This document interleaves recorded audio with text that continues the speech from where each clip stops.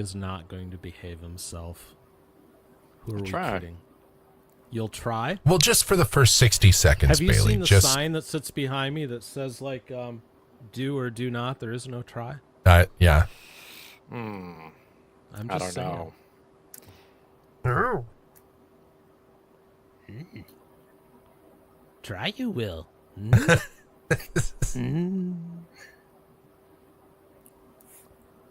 All right. With that bad Yoda voice transition, hi, everybody. Welcome to Sidebar. Good evening.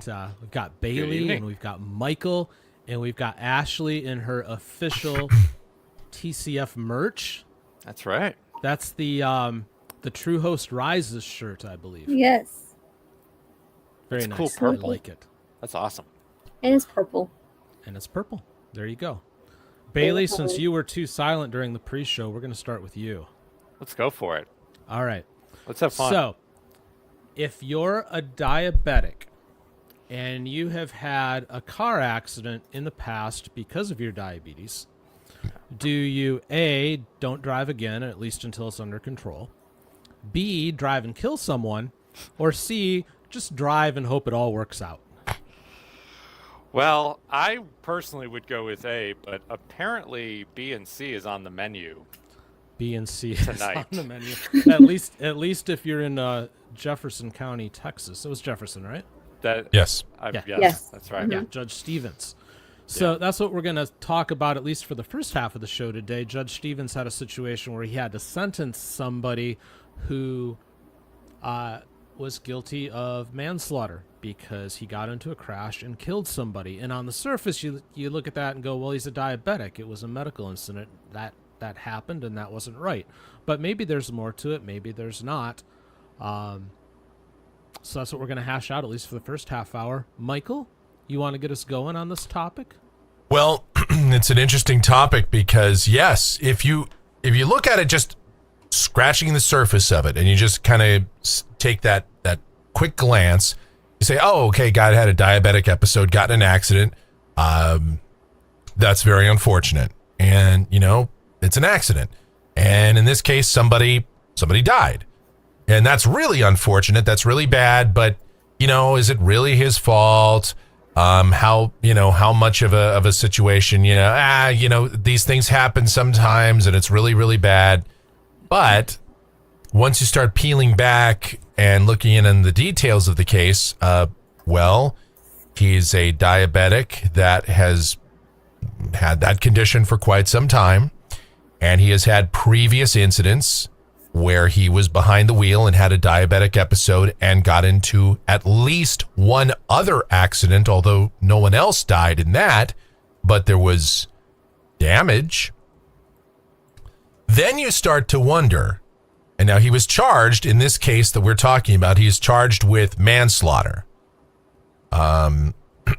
So it's not murder, but it's manslaughter, and it's one of those situations where someone acts in a way that is reckless and, does it rise to the level of intentional? Like if you've got a diabetic situation, if you know that there are times where you've had these incidents in the past, do you continue to drive like that?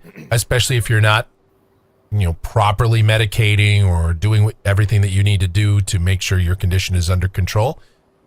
Well, this guy apparently did, and someone died. And I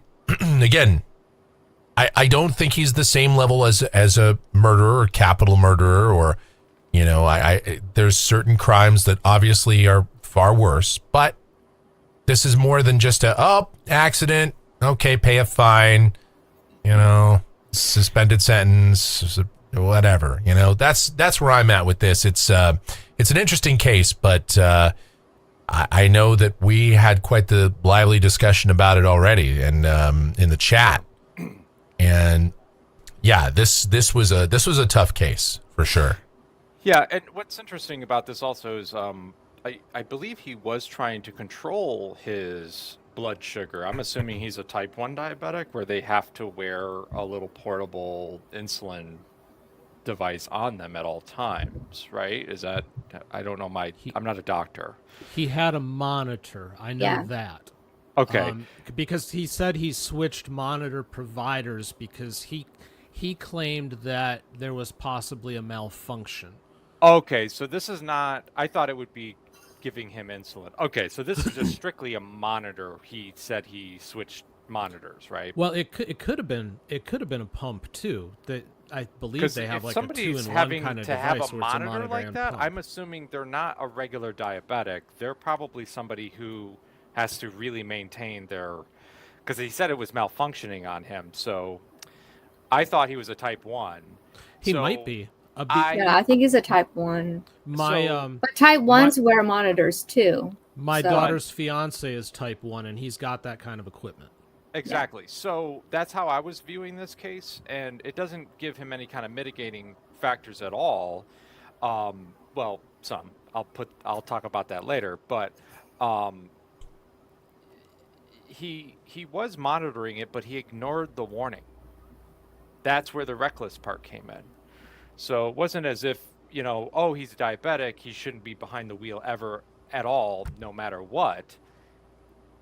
He just ignored the warnings and the tools that he had, which was a reckless decision, and he, caused a death. Well, Bailey, I don't know, because I feel like if he doesn't take his medicine like he should be taking, it Which could, we don't know if he was or not. which we don't know if he was or not. It didn't go into detail on that. But if he wasn't, and usually with type 1 diabetes, if you take insulin regularly, you usually don't have issues like that. So that's Okay. why I was thinking maybe Right. that he wasn't keeping up on his insulin, and that would be negligent on his part. Yeah. Well, he claimed though that he pled to this because it was probably the easiest way out. But he had also claimed that he'd had problems with that equipment, and he has since changed manufacturers. So, My other issue with this is like, people get DUIs out there, right? We see this all the time. This isn't the first time they got behind the wheel and were intoxicated too much to drive, right? This wasn't their first time. So here in this case, we know of one other time where he drove into a sign and had an episode like this while he was driving, and I'm assuming went unconscious and lost control of the vehicle. So we know that. I got the impression from this is not his first rodeo, folks. He has been trying to, gamble with his blood sugar, and I can make it home, I can make it home, I can make it home. And this time,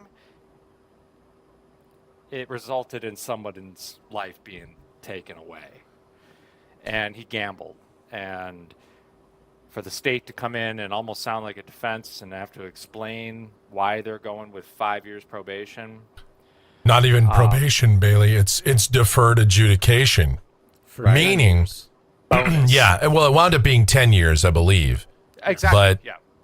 but if it deferred, if he doesn't do anything wrong and not even the whole 10 years, because oftentimes you can get off of that early. Yep. Judge Stevens says I grant early termination of it all the time.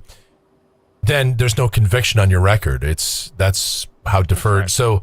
So that was the part I think that caused the most lively part of the chat. And I agree with you 100%, Bailey. It's one of those things where there was an implication that it was said flat out that he had one other accident. That was, just a fact on the record. Yep. Then there was sort of this almost hint or implied, because they would say the word accidents. So that sort of suggested that maybe he had other incidents, and maybe where nobody got hurt or anything, but where there was close calls. And then I start to get, now it goes from, oh my God, I had a diabetic episode, how terrible, and something happened, to, well, this has happened many times, and I'm aware that this is a problem that I have, and maybe I shouldn't be driving.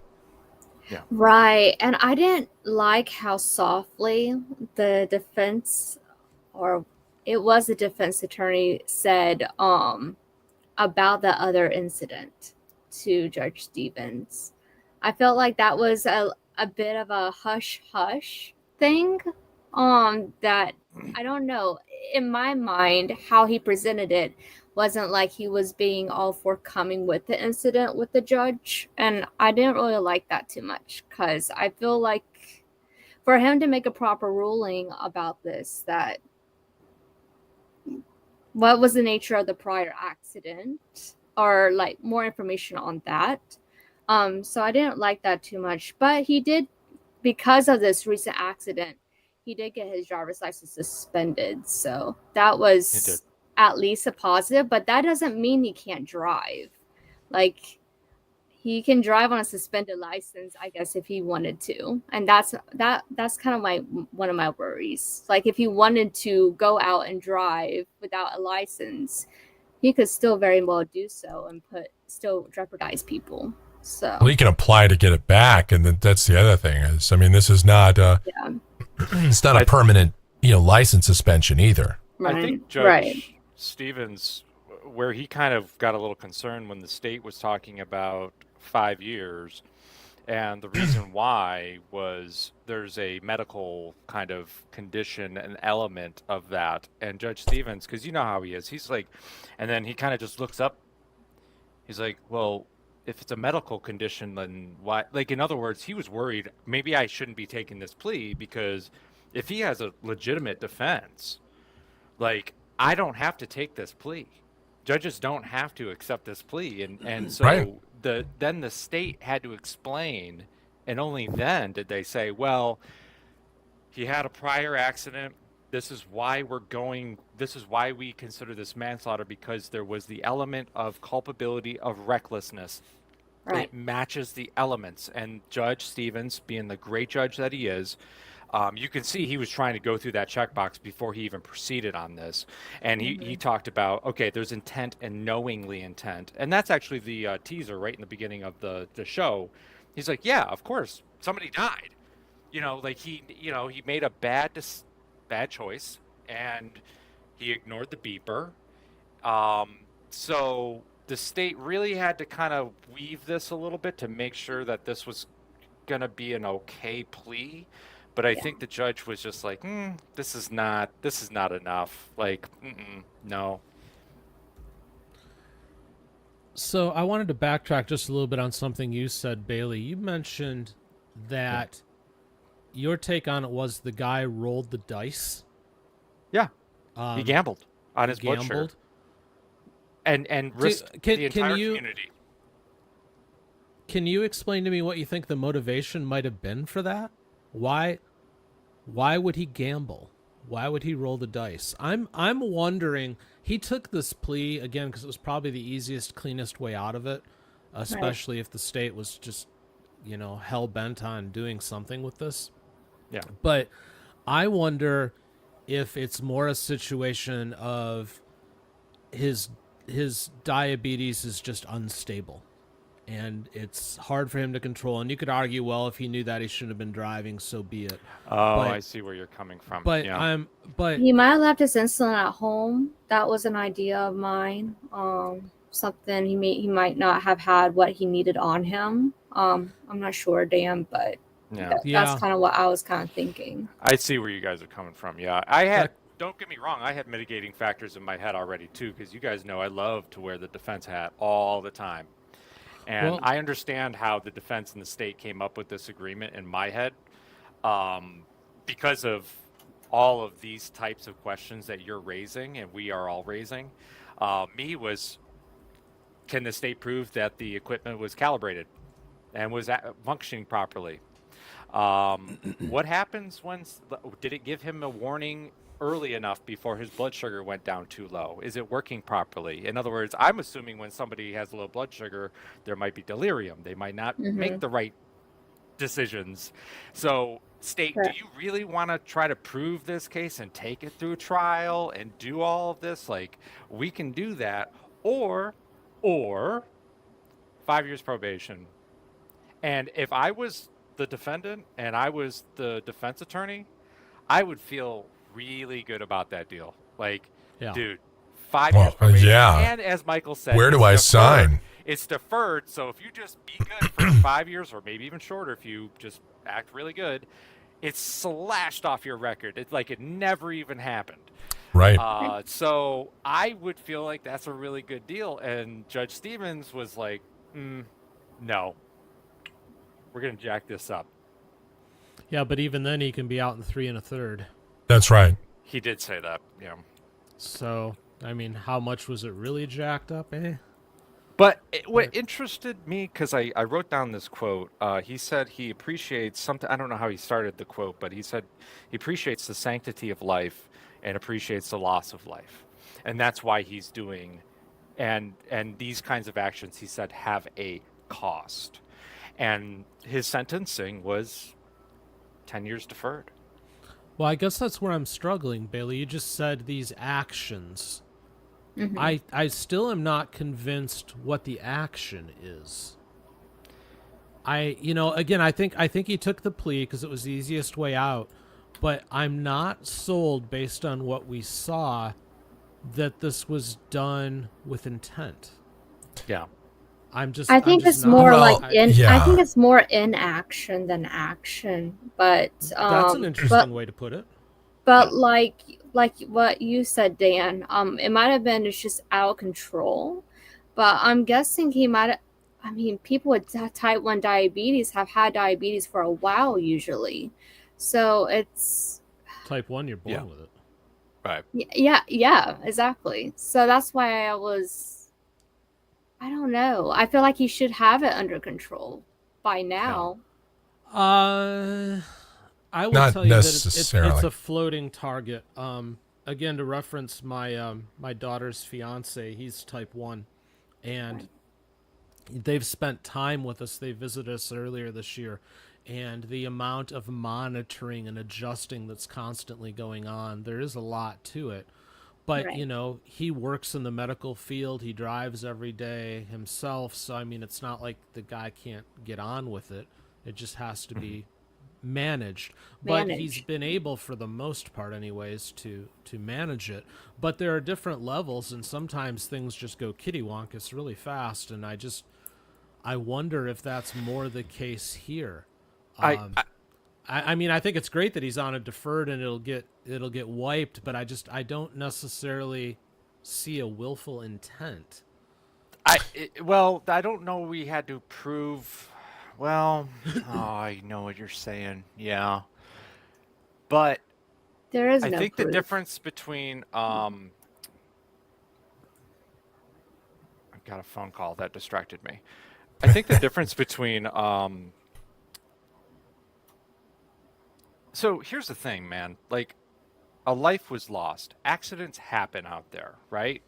Yep. And we call that manslaughter. Something has to be done in the community about that, right? A life was lost.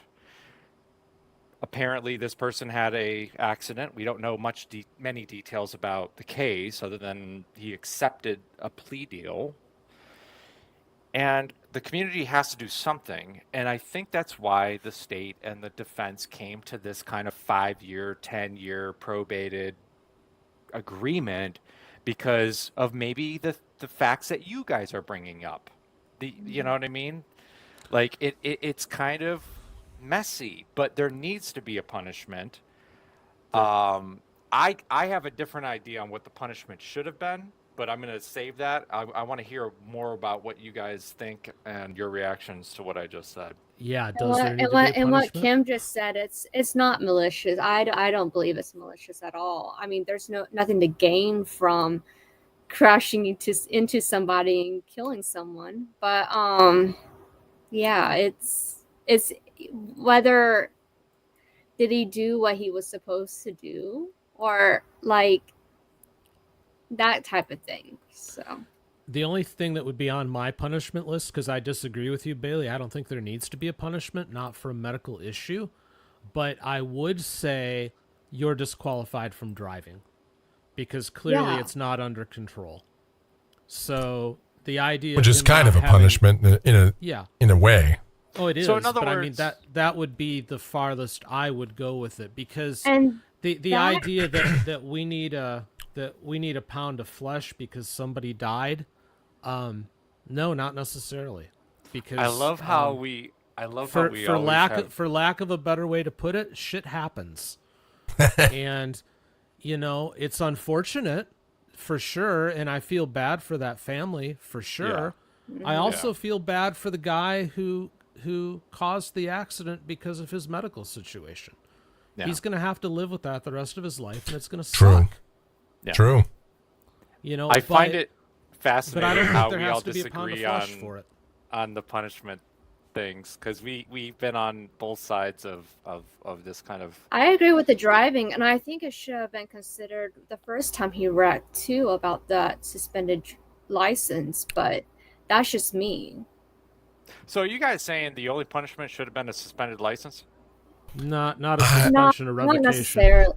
Yeah. I'm not so that's what it sure. sounds I'm not so sure. I hear previous incidents, and again, I'd have to have more details, so I can't. Yeah. This is not me slamming down the gavel and throwing the book at the guy yet, but I definitely need to have more information. Like, how many times in the past has this happened? Because it does come to a point where if it happens, like if you have seizures, it's the same thing like if you have seizures, right? Exactly. And you get behind the wheel of a car and this has happened before, there's a point where do you become culpable? Where do you have some accountability that it happens? Yeah, it's a medical condition, but you're aware of that medical condition. You know you probably shouldn't be driving. Let me put it to you this way. So I'm a part of a group, Arizona Council of the Blind, right? And another group, Foundation Fighting Blindness. So I'm around a lot of these people, and a lot of the people that I'm around have lost their sight through their lifetime. They were born with full sight or most of their sight, and they develop things like Stargardt's or retinitis pigmentosa and all this. And so they've lost some of or most, if not all, their eyesight. But in the transition where they were losing their eyesight, there's one guy that talks to us. He started to lose his sight, but he was still driving. And he talks about how he got to a point where he realized it wasn't safe for him to drive anymore. He didn't get in any accidents, but he had a couple of really close calls. And the last one he had, he said, you know what, man, it ain't worth it. And he stopped driving. But what would happen if he would have gotten into an accident knowing, because he knows that he's losing his sight. He has this condition. He knows that he is losing his sight and he's choosing to get behind the wheel of a car and then gets in an accident and somebody dies. I mean, to me, you are aware of a problem. You're aware of a danger and you're still doing something. That, to me, is kind of an intent.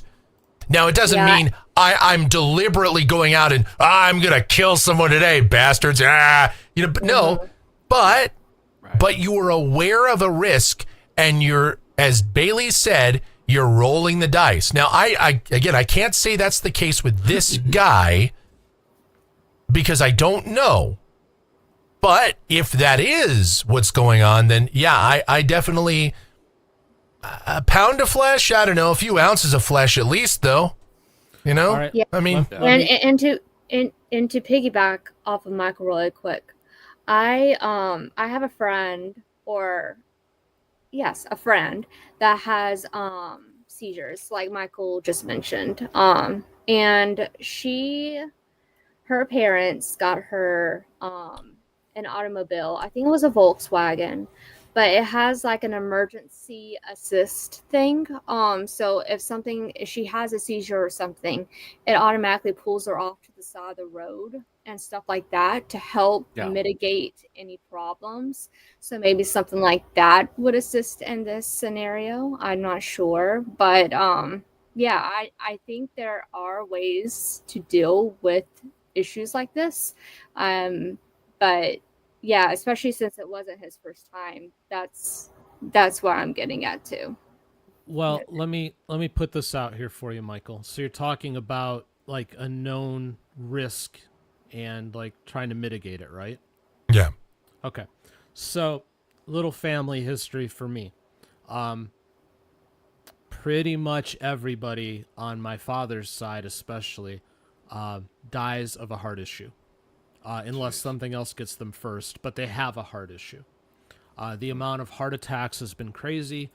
We've had one or two that have died behind the wheel from a heart attack. Conceivably, this risk has been passed into my generation, and it's not even conceivably. People in my generation have had heart attacks too.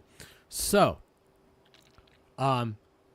could you not also argue that every time I get behind the wheel, I'm rolling the dice and taking a risk? Should I hand the keys over to somebody else? No, But I you don't haven't have- had you haven't had a prior heart attack though, Dan. But the risk is high. No, but the it's risk- apples and oranges. Yeah, Apples the and risk bowling isn't- balls. Yeah, it really is, because it's not the same, because while you may be at a statistically higher risk, there's been no incident where you've had a specific thing. You haven't had a doctor warn you. You don't have these signs that say, hey, I better not because I feel it coming on, or like I mentioned with the blind community where these guys are losing their eyesight. Hey, I know I'm losing my eyesight and I might miss it today. It's not the same. It's I have a statistically higher chance of a heart attack. It's not I see where you're going, but it's not the same thing. Yeah. Fair This enough. is but he has to monitor his sugar on an hour. Yeah, I mean, this is an active condition. This isn't a maybe.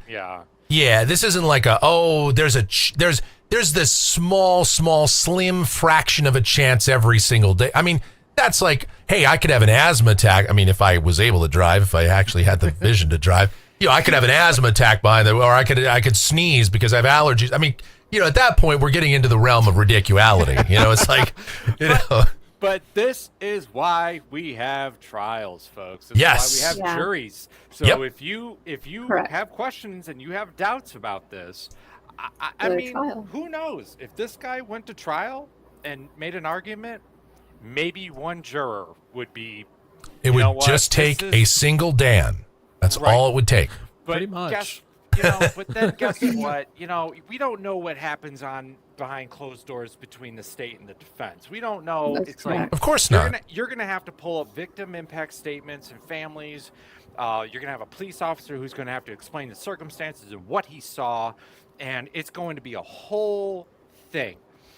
Or we do the plea. We came up with 5. Obviously, the judge has the right to amend that, and he did. And he said it's going to be 10. I think it's kind of ridiculous. And the reason why I think it's ridiculous is because I would have done a different sentencing. I'll get to that after this. The reason why I think it's ridiculous is because the odds of him being successful on probation for 10 years, we know is abysmal. I think he's going to be fine. I got a good impression from this guy that he's kind of professional. He looks like he kind of has a little bit of money. I think he hired a really good attorney. He was dressed very Clearly. appropriately for court. So I Yeah. got the sense that he's going to be okay No crop on top there. probation. But here's the thing. Even though he has that 10 years probated thing that Michael was talking about, where it just disappears from your record if you're successful, right? If he messes up, or I should say when he messes up, because any little thing can mess you up on probation. He's facing up to 2 to 20 years in the penitentiary. And what I find messed up is he's not going to be going to jail really for the death in the manslaughter situation. He might be going to prison for something silly. You know what I Yeah. mean? Like failure to report. And then he'll go into jail. Oh, God. That'll sentenced to, like, definitely be 5 what it years. goes for. And it's going to be failed to nothing- report. It's No. never going to be about the death of this person, ever. It's going to be... was it the same judge that was talking about people... Maybe it was Judge Boyd that was talking about somebody was stealing, like, the spigots to, like, hoses or something. Yeah. That was Boyd. somebody. Boyd? Yeah, Yeah. that- yep. And, like, they violated their probation and went to prison because of that, over a freaking little thing. So... That's kind For of life. gets under my skin so that's why I was thinking what should have happened is 1 to 2 years in jail and then 5 years probation. He has to spend some time behind bars, in my opinion. There needs to be something punitive. I would even go for 1 year. 1 year, keep him in the jail. He doesn't even have to go to the prison. How about Bailey putting down the hammer for once? How about and that? Then 5 years probation because Yeah. we It's got a strange day. Take away his driving privileges for those 5 years, and I think that's he has to wear that, just like you were saying, Michael. He has to wear the reality that he did take the life of somebody, whether it was. Listen, man, I guarantee you, based on what I saw, the guy, I guarantee you this: he's not going to sleep at night for the rest of his life. I know that there are some punishments that you just can't measure, and I know that's a punishment, and I feel bad for the guy because he does have a legit medical issue. I'm not saying he doesn't, and I'm not. Like I said, I'm not here to throw the book at him necessarily because I don't know all the facts. We're just speculating, but right. So I know that part for sure is worse. In some ways, that is worse than a few years in prison, because that's the rest of your life where you're in a mental prison, in your head. You're going to replay that in your head over and over too. So that sucks. But that's part of the. I guess that's just part of the problem that you're going to have when you get behind the wheel and you have a condition like that. I mean, I don't know. I don't think I can put a number on it just because I don't know all the facts. If it was like for the 4th or 5th time he has done this, and if that's the case and he doesn't know he doesn't know that he already knows he has that condition. So I would think maybe around the 4th or 5th time, there should be potential jail time. But I'm not sure about the second time. Maybe the second and third time, he would have a greater and greater sentence. But I'm not sentenced, but maybe probation. But on the 4th or 5th time, yeah, that's when I would start, maybe cutting that off. And in terms of jail time, start having that jail time come in and stuff. I wonder what you guys. I wonder what you guys think about, because we had some cases about some family violence with people who are a little too young and adults should know better kind of thing. Correct. And these folks were getting 2 years in jail and then lifetime kind of registration and all that kind of stuff. Yeah, we saw a case like that the other day. Yeah, but this isn't intent. This is not intent. I think it's more as the intent. There's no intent here to. Well, it's not just It's like it's this idea of something being malicious versus reckless versus Yeah, my thing is just the lifetime. Like the victims in those kinds of cases, the family violence kinds of cases, they have to live with this for the rest of their life. They're alive with this for the rest of their lives, with this trauma. And they get 2 years behind bars and then they're on probation for whatever and all that. But when someone dies, we just give them probation. A life is lost. Yeah. Well, You know what, Bailey? The one thing I will say is at least we're able to talk about this without a gag order. Very true. Per our normal arrangement, we solved nothing, but we had a good discussion, and Michael gave us a nice transition. So run with it, Michael. Yeah. So the other case that kind of got us in a pretty spirited discussion comes out of Judge West's court, and I believe it stems from a capital murder case. And I don't know all the details, or I actually know very few of the details of this specific capital murder case. But what got us kind of talking about it was a lawyer suggested, one of the defense attorneys suggested that Judge West issue a gag order regarding the case. And now look, gag orders are one of those things that are issued. I mean, we saw it in the Brian Kohberger case, Lori Vallow case. Some of these high-profile cases, we see this stuff. And I believe, there's reasons for it with regard, but the gag order doesn't apply to Joe Blow. It applies to people directly related to the case, right? Like witnesses, police officers, people that are directly involved that could be called in to testify. And there's good reason for that. But what about in this case, they wanted to put a gag order on a podcast. And my understanding is this podcast is not involving anybody directly related to the case. And I kind of wondered how, in the name of the First Amendment, you can do that. No. Yeah. And Dan and I, right away, I mean, we're both, I guess maybe it's just when you do this, when you're on YouTube, when you're doing a creative content for a living, I think maybe it's one of those things that just instinctively you go, how the hell can you just start gagging people that are talking about something? I mean, what's next? You get down the slippery slope argument. Yeah. And I think that's where I was at with this. I was like, well, you can't. And Judge West's reaction was not, and I like Judge West. I love Judge West. But Judge West's reaction did not exactly instill confidence in me that she would necessarily do the right thing. Oh, that's right. Yeah. Okay. Because she's like, she was well, like, maybe I will and maybe I won't. I can't say for sure, but I'm like, well, I'll look at that when the time comes. But I'm like, well, I mean, the time is now, actually. What you should have said is, I'm not going to issue a gag order on a rando podcast. Why would I do that? Yeah, but Judge, a sheriff's office sheriff's office is involved. Okay, are they a witness? Case, yeah. And there was attorneys. There was two attorneys up there. Yes. Okay, so they're just trying to check the boxes off.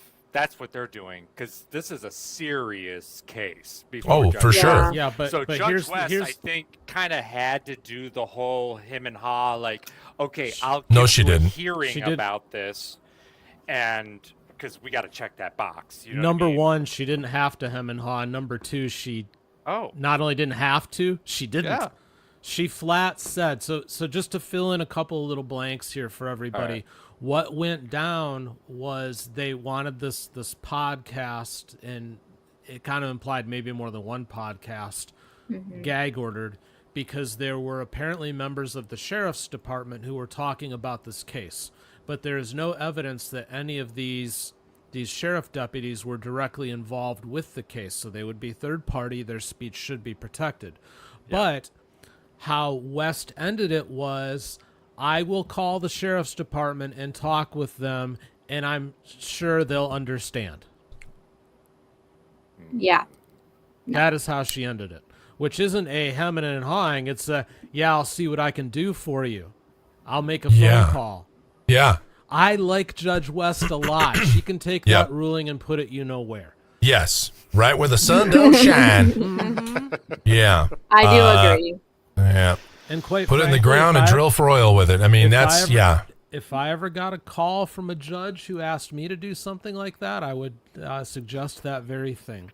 I think the only you are going to silence me. Pound sand. The only time gag orders would go into play in this certain situation would have to have something to do with the jury. That would be the only defense I would find in terms of a gag order. But in terms of everything else, I don't think so. What do you mean by have to do with the jury? That's what they tried to argue, was like, this is a prolific podcaster in the local area. This could taint our jury pool out there on a very serious case. And so we want this order. We're asking for this. Well, let me ask you this. Is she going to gag NBC Houston? Okay, you're getting way ahead of me, and I'm agreeing with you. I'm with you on this in spirit. Same. I really am. But the judge said, all right, fine, we'll have a hearing about this. And, we can say she should have just locked it down right then and there. But my argument was, these guys, I understand why they're doing it, because, again, they're being zealous. Oh, I understand why they're doing zealous, it. Advocates for their client. I understand that. Yeah. But they have to check that box off. They have to really. No, have to just I ask. get that, Bailey. But yeah, it's gonna be it's gonna. I But just don't like the how they judge should did- have shot that down right then and there. Well, part of the that problem. was what I was going to say was what my biggest thing was, guys, you get voir dire. If you want to go to trial, which it seems like this is doing, it's going to trial. It's a capital murder case. That's why you have voir dire.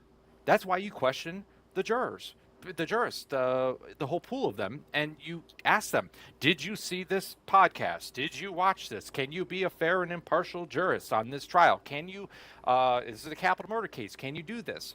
So I don't want to hear this BS about can we just lock down a podcast because, it hurts my feelings and it makes it harder for me. Right on, Bailey. No, you're not going to go before a judge and get that kind of ruling. So what I think Wes did was the measured thing. All right, I'll give you a hearing on this BS. And except we'll what she said at the end. Right. And then That proceed part from there. But a hearing I is bet one thing. there's no way she locks that down. There's no way, because the next thing I was thinking exactly what Dan was saying.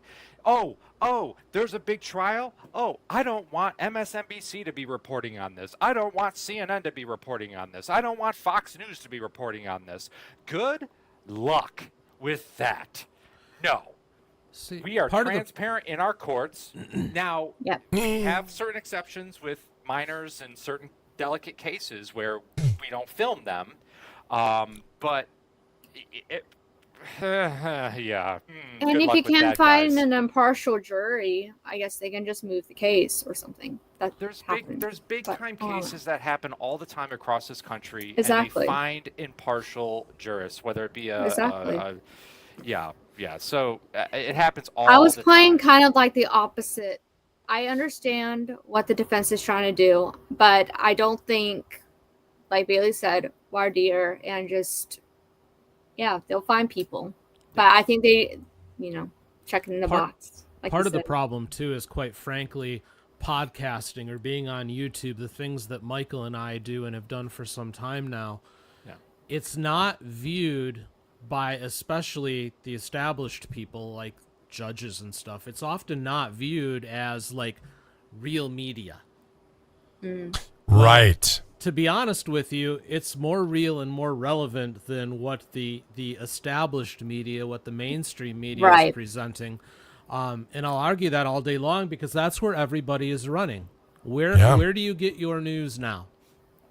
You're Yeah, getting it from legacy places media like is YouTube, going down. You're getting it from X. You're getting it from Blue Sky, wherever it is that you go.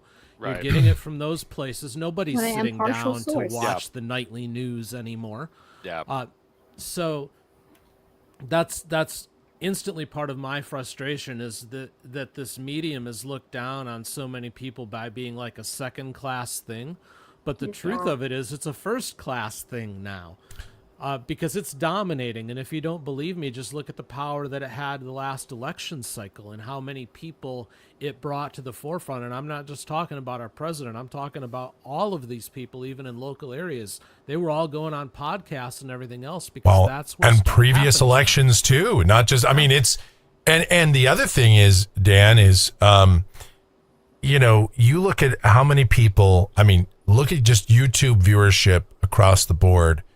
And you look at all these other channels that are popping up, and the thing is, the difference between, what we do here on YouTube and what other journalists on YouTube, I'm not a journalist per se, but I mean, like what journalists are doing on YouTube versus what they do on traditional legacy media. I mean, there's less restriction. I mean, these people are not bound by certain FCC rules or by some corporate rule or whatever, or even some agenda like some Fox News or MSNBC agenda. These people are just going out to get whatever, and they want to make a name for themselves doing it the right way. At least some of these people do. I mean, yeah, some of them are clickbaiters and fly-by-nighters, and they do it the wrong way. But there's a lot of people that want to bring the story to light, and that's where you're going to find it is more likely now is on social media. Yes, you have to dodge a lot of bullets, a lot of landmines on social media, for sure. probably more so than legacy media because there's so many channels on YouTube and Rumble and X and Facebook and all this different, They But can get away with a lot. but Legacy media, yeah, but I mean, just with so many different, I can name so many different things where I've found stuff that was never shown on legacy media. And this isn't some conspiracy stuff. I mean, just talking about, like, let's just say, for example, Ukraine and Russia, the war going on there. And I saw so much stuff there on Twitter that I never saw on legacy media that, never got reported. Yep. And it's, it's weird. And it's just video. It's raw live video. It's not some AI slop. I mean, it's just some raw live video that's right there. There it is. Let me tell you my COVID story. So, it's like just when it was starting to break, it was like what was it, like March, when it was like bam, Yeah. thing, right? And I remember Michelle had her gallbladder out at that exact time. Lucky for her that she went in. If she would have got in a few days later, would have been trouble.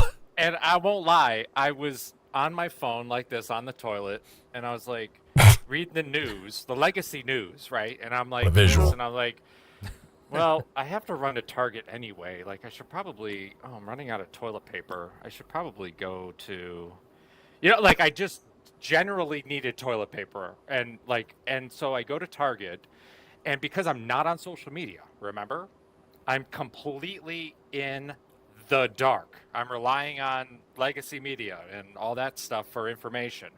And I remember getting to Target, and it's kind of in a nice neighborhood. And I remember walking in, and it was like 8 p.m. I got there kind of late. And, like, I could just feel, like, what is going on? Like, why do I feel tension all around me? And then I'm, like, making my way to the toilet paper aisle, and it's empty. And I'm like, what is going? Like, I know there's a like, what is happening? And that's when I realized, I'm like, okay, Billy, you need to be plugged in a little bit more than, you know what I mean? It comes in handy. You get a little bit more information, But then I would have been one of those jerk offs that were running in and, like, panic buying TP, So I made I'll it. still I never survived. get that. The quicker picker upper works in other ways. It functions. So thank you for all the lovely visuals, Bill. I appreciate that. Oh, really taking this podcast into the crapper. All right. I don't know. Maybe Downey will be a sponsor. I'll look into that. I've Thanks. been making calls. I mean, Bailey, I'll tell you what, if that's not an endorsement, I don't know what is. Hey. Holy cow. Unsponsored. Downey, from the counter to your ass. Clean my pee. I just think of that Family Guy. Now all I can think of is Peter Griffin. Bailey, So leave right it to you to derail right everything. Here is why they don't like podcasts. They should. They're more entertaining than Tom Brokaw is sitting there and telling you, ladies and gentlemen, you're all going to die all this evening. Tom Brokaw. Now all I can think of is the roving gang of Tom. Looks like we've got ourselves a troublemaker. Exactly. No, I think part of the thing that people don't like about this media that we're involved in here, and it's probably what some of the lawyers don't like about it, is the fact that it's unedited. Yeah. For the most Right. part. You can get the Uncensored. information you want. The overlords are not overseeing this, at least as long as you don't say forbidden words. Yeah. Exactly. And I'm sure that gives a lot of attorneys a lot of heartache. But not all of them, because if you'll recall, we did have an attorney for another case actually reach out to this channel to give us his opinion on something. Mm-hmm. So, not everybody objects to it, but No. But from a freedom of speech standpoint alone, I was left really bothered by West at the end saying, yeah, Yes. I'll go ahead and give the sheriff's department a call. I'm sure they'll listen. Mm. No. Hey, can y'all just not go ahead and talk about that? That'd be really nice. Thank you. And what'll happen I'm a judge. is that whoever's in charge will probably go, yeah, no problem. And then they'll be sitting in a morning briefing before they go out on patrol, and they'll be told, yeah, you can't talk about this. And freedom of speech just got quashed. Yeah. That Quietly. Yes. I would. The defense has to appeal that. Like, immediately. It would be an emergency appeal in the appellate court. Immediately. You would hope so, if you know that it happened. It would be. And I promise you, the appellate court would take it. They'll hear it. And they're probably going to quash it. If they tried to slam. I would hope There's so, no yes. way. Yeah. Especially But in what that I'm saying is if the defense knows that it happened, because what'll probably come back is Judge West will come back and say something like, yeah, I talked to him and they said they would take care of it. But then what's the proof of what actually happened? Is the defense just going to have to like go out and hope that their meetings are taped and subpoena those tapes to figure out what was said and what was instructed to them? It's just, the whole thing is incredibly messy. In my opinion, she opened up a can of worms that should not have been opened. It should have just been a simple no. Unless it's an officer that was like the arresting officer that's going to be a witness. Yep. Anybody Then it's who was appropriate. on scene, I totally get it. But for, a random Deputy officer. Johnny Or a juror over in the there, case, who's only been on the job for 3 months, and this case happened a year ago. Yeah. Well, Deputy Johnny should be able to say whatever he wants. Sure. Because he's and not anybody in the involved. community should be able to say what they want. Yep. Yeah. That's just it. I mean, if we covered that thing here and she called me up with a gag order, I would tell her to pound sand. Absolutely.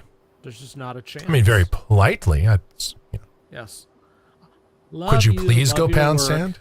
Go pound sand. Thank She, you. she was really being too nice there and trying to be the middle ground judge that she is, but no. There's just certain things that you can't be There's the no- you middle can't. ground on. No, No. you That's why we can't. have the document. Right. I mean, if you give an inch, they'll take a yard. I mean, that's Yep. the problem. It's true. No, I think you guys are seeing this like as if she kind of gave them, like as if she took a position on this just by giving the ruling that she did, which was offer hearing. That's all she did, guys. She did That's all take she a did. position, Bailey, when she said at the end, I'll go ahead and give them a call. That's Yeah. taking a Yeah, position. that's a position. Okay. Having a hearing is not necessarily a position, even though I don't necessarily even agree with that. But at least I could understand a hearing-ish, even though I wouldn't do that. And I think that even that's too much. But that's at least within the parameters of the legal system. Saying I'm going to pick up the phone and call the sheriff's department and talk to them about it is, to me, that's actually outside of the scope of her position as a judge to do that. Judges do that all the That time. is taking a position. Yeah. Judges do that all the time. They do pick up the phone and call the sheriff's office. Because- they do, yeah. Because there's And no tell way. them to shut up? Yeah. I mean, unless Give me an you're example of that one, saying, unless you're saying she's going to pick up the phone and go, oh no, y'all can talk about that all you want. Like, I don't think that's going to That's happen. not what she's going to say. No. She's going to I don't say, know. I've got this thing and I don't want to deal with it. Could you do me a favor and tell your officers to hush she was up? just really trying to. I know it sounds nefarious. I absolutely understand where you guys are coming from, because now I remember that moment. I think she was genuinely just trying to. Out of context, it can sound nefarious. In context, it sounds nefarious. I understand it where you're coming from, but I genuinely believe she was just really trying to be like, guys, we'll take care of this. Everything will be fine. We'll have a hearing and just. Can't we all just get we'll be along, fine. guys? I I mean, think Trying that's to what be she the was middle really per- doing. She's trying I- to be the middle ground person. I She's understand. being a judge and measured, and she just said, I'm going to make a phone call, but they still have the hearing. She can't make the sheriff's office do nothing. I Oh, wanted to yeah. use a different word. so So Oh. Bailey, with all due respect, you Ba- know how much I Bailey. love you, but you just used the words believe and feel, and you know how I feel about I believe and did? feel. Look, I don't know. what she I just- did, oh my gosh. what she did was say, "I'm going to call the sheriff's office." and see what I can do. Well, we'll That's find not a out. belief. You can believe all day long about what you feel her intentions were. However, I know what she said. Right. Yeah. And what she said was, I'm going to quash this. Yeah. Okay. Yeah. Well, That. like, in Like, in That's. other words, she's gonna yeah. quash the. She's gonna quash the gag. The podcast. No, she's going to shut No. up the sheriff's office. Yeah, she's gonna stop people from and then because she's like, well, I don't know the constitution. At first, it was I don't know the constitutionality of it. I'd have to look into it, and then it was, well, maybe we can have a hearing, and then at the end is okay. I'll talk to them, which Oh, goodness. That- I'm gonna have to It's, rewatch. it's a very back door. You know what? Do us a favor. Get these guys to just shut up about this so we can get through the trial. right, and this is Beaumont, Texas. This is it's not. I mean, it's not a huge area. It's a mid-size town in southeast Texas, and it's one of those things. And I'm sure the sheriff's, again, like I said, I'm sure she's not picking up the phone and go, oh, no, y'all can just go ahead and talk about that all you want. It's not like we got a capital murder trial going on here, nothing. I guarantee you she didn't say that. Yeah. So, again, Bailey's like, out of context, it sounds nefarious, and in context, it's nefarious. That's I did because say that. it's nefarious. I did say that. Yes. That's what it is. Okay. All right. I mean, this is where you need, Sheriff, Buford T. Justice. What we're dealing with here is a complete lack of respect for the law. And like they said, if it was the arresting officer or something of that manner, then totally agree. Well, that's a witness. That's okay. That's fine. Just like, telling a juror not to talk about the case and all. That's, of course, we understand that's within the confines. I mean, we can't have a problem with that. But they didn't specify that was Nope. the case. So Nope. They Can't didn't. make that That's assumption. that's where, to me, and that's where it opens up. And because what happens is, and the reason I get worried about stuff like that, and the reason Dan gets worried about that stuff like that is, what's next? They're going to call us up and say, hey, I mean, I have heard, and I don't know if this is the truth or not, but I have heard believe it or not, there actually are other channels that put up LawTube stuff, which, I mean, I don't know why anybody would watch those other channels. I don't know why you would, but I've heard rumors that those channels have actually been asked to take certain things down. And again, I don't know if it's true, but I know if I was one of those guys and somebody asked me to take something down, I'd say, nah, nope, ain't happening. And in future cases, they can try to pull it again, and they probably will get away with it because she made that slight thing during this. So, Precedent. Good point. Anybody who's paying attention now has an in with her. Yep. Yeah. As in. That Yep. is a solid point. And if defense already has an advantage in the criminal justice system, allegedly, because you're presumed innocent, so it's kind of like you're kind of starting the game off a touchdown ahead. Now you're like 10 points ahead because anybody that's talking about the case, shut up. You can't talk about it. And it makes, although to me, whenever someone tries to put a gag order on something, it kind of makes it look like there's something to hide. Yeah. And that always gets my suspicions up too. Same. Call me cynical. No. I was watching a trial. I forget where it was. Maybe it was South Carolina. It was the lawyer guy who killed his family with a shotgun Yes. on the property yes. with the dog kennels and all that. I followed the whole trial, and there was a part of the trial because they never showed the jury in the video, right? Well, there was a Okay. part of the clip where, because I'm totally glued to this trial, that you can see the jurors leaving, and you can see their faces clearly. And I was like, oh, I need to catch up on this hearing. So 2 hours later, I come back to that clip because I paused it. And then I came back to it. I was going to listen to the rest of the stuff. YouTube took it down because they were notified that the jurors have been basically spilled out there and we can't show that. So you can't, I couldn't go back and listen to all that really good argument from that day. It was a really good day of argument, but that's useful. That's what those types of takedowns are for, right? We're trying to protect, a jurist and their privacy and that sort of thing. Yeah. Or even licensing. I don't know. That's where we get a little, we can get into a much broader discussion about this. It's gross. Well, But there's that's why legality in these showing the takedowns jurors exist, and all you know? that. Right. That is different. If I'm a jurist on there and it's a long trial, it was a pretty long trial, I don't want my face out there necessarily because that's my right. Whether or not I want to talk about the case, anything like that, they Correct. get special privileges. And one of them is I don't want to be on camera. And Yep. so I'm glad. And that's I'm glad fine. I'm That's glad they fair. took that down. That's a good example of taking it down. But what you Correct. guys are talking about is a completely different monster. Yep. And that's about the only example where I think that's acceptable to me. Right. Yeah.